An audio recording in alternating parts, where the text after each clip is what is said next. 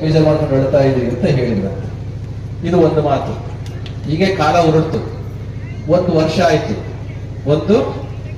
ಆಯ್ತು. ಪೂಜ್ಯ ಗುರುಗಳು ಮೈಸೂರು ಹೋಗ್ಲಿಕ್ಕೆ ಅಂತ ರಾಮನಗರಕ್ಕೆ ಬಂದ್ರು. ಆಗ ಏನ್ ಮಾಡಿದ್ರು, ಸಿದ್ದೇಶ್ವರ ಸ್ವಾಮಿಗಳು ಹೊಸದಾಗಿ ಬಿಟ್ಟಿದ್ದಂತ ತೆಂಗಿನ ಕಾಯಿಗಳನ್ನ ದೊಡ್ಡದಾಗಿ ಗುಡ್ಡೆ ಮಾಡಿ ತುಂಬಾ ನಗ್ತಾ ಇದ್ರು. ದೊಡ್ಡ ಗುರುಗಳು ಕೇಳಿದ್ರು, ಏನು ಸಿದ್ದೇಶ್ವರ ಸ್ವಾಮಿಗಳು ತುಂಬಾ ಖುಷಿಯಾಗಿದ್ದೀರಿ ಅಂತ ಕೇಳಿದ್ರೆ, ನೋಡಿದ್ರೆ ಎಷ್ಟೊಂದು ಫಲ ಬಿಟ್ಬಿಟ್ಟಿದೆ ನಮ್ಮ ಮರಗಳು ಅಂತ ಹೇಳಿದ್ರಂತೆ.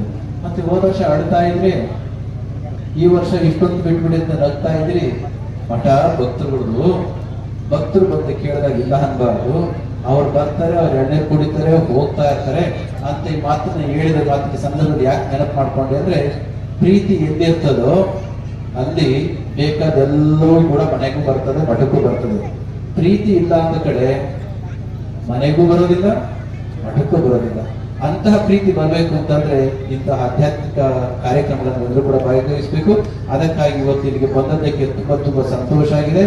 ತಾಯಂದಿರ್ತಕ್ಕಂಥ ಈ ಕಾರ್ಯಕ್ರಮ ಗಂಡಸರು ಕೂಡ ಅಷ್ಟೇ ಶ್ರದ್ಧೆಯಿಂದ, ಅಷ್ಟೇ ಭಕ್ತಿಯಿಂದ, ನಮ್ಮ ಯುವಕರು ಪೊಲೀಸ್ನವರು ಕೂಡ ಇಳಿಯಕ್ಕಾಗ್ತಾ ಇಲ್ಲ, ಅವ್ರನ್ನ ಅಷ್ಟೊಂದು ಶ್ರದ್ಧೆಯಿಂದ ನಡ್ಕೊಂಡಿದ್ರಿ.